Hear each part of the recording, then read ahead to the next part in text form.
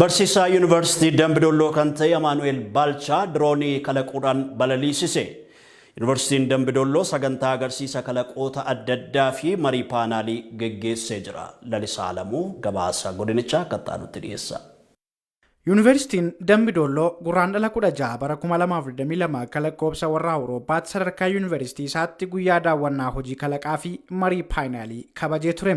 Kabaja kana irratti barsiisaan Amaanu'eel barsiisaan mooraa Yuunivarsiitii Dambidolloo diroonii kalaqee balaliisuu isaa yuunivarsiitichi ifoomsee ture. Barsiisaa Amaanu'eel Baalchaa lixa Oromiyaa godina Qilleen Wallaggaa magaalaa Dambidollootti kadhalate wayita ta'u digirii isaa jalqabaa yuunivarsiitii Arbaa Miincii irraa muummee makaanikaal injiineriingiitiin eebbifame.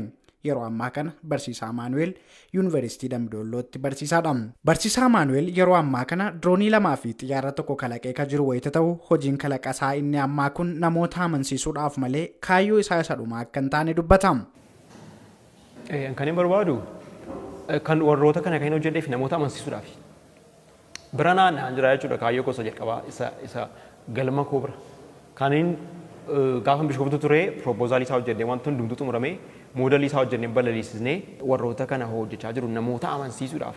Calluma dhee fakkeenyaaf xiyyaara nan hojjedha yoon jedhee nama tokkoon na amanuu dhiisuu danda'a na amanuus hin qabu. Garuu yoon hojjedhee itti agarsiisee balaliisee yoon itti agarsiisee kanaan dura balaliisee agarsiiseera. Xiyyaara sana hojjedhee namoota kan biraa haa ta'ullee malee kan balaliisee xiyyaara sana hojjedhee xiyyaara sun balali'ee. Dirooniin barsiisaa Amaanu'eel kalaqee balaliif geessise kun daqiiqaa 2 fi sekeendii 50 haala milkaa'ina qabuun qilleensarra balali'uu ishee miidiyaaleen hawaasaa walirraa fudhanii odeessaa turan. Yuunivarsiitiin Dambidolloo kana mirkaneesseeti jira. Amaanu'eel fuulduratti xiyyaara nama 2 baatu hojjechuu akka barbaadus ni dubbata. Xiyyaara guddaa hojjechuun barbaada.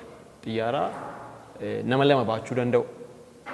Fakkeenyaaf amma xiyyaarri kun wiingiin isaa gabaabaadha. Wiingii isaa xinnoodha. Wiingii isaa gaafa guddachaa deemu steebilitiin isaa gara zeerootti siqaa deema. Kanaafiyyuu xiyyaara guddaa hojjechuun baalaansiidhaafis gaariidha. Wantoota yertuudha irraa hojjetama. Wantootuma naannaa keenya irraa argamu irraa hojjetama.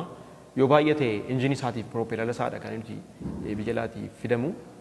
Xiyyaara sana hojjechuu nan danda'a.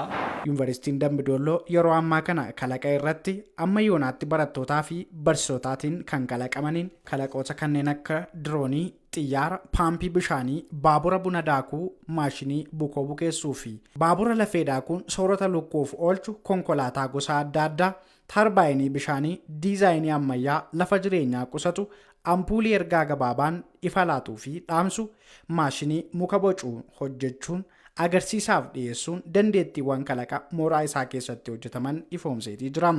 Yuunivarsiitiin Dambidolloo kalaqoota garaagaraa barattoota yuunivarsiitii fi barsiisotaan hojjetaman kanaaf beekamtii kennuu fi gabaaf akka argamaniifis ammoo irratti hojjechaa jiraachuusaa ifoomsee jira.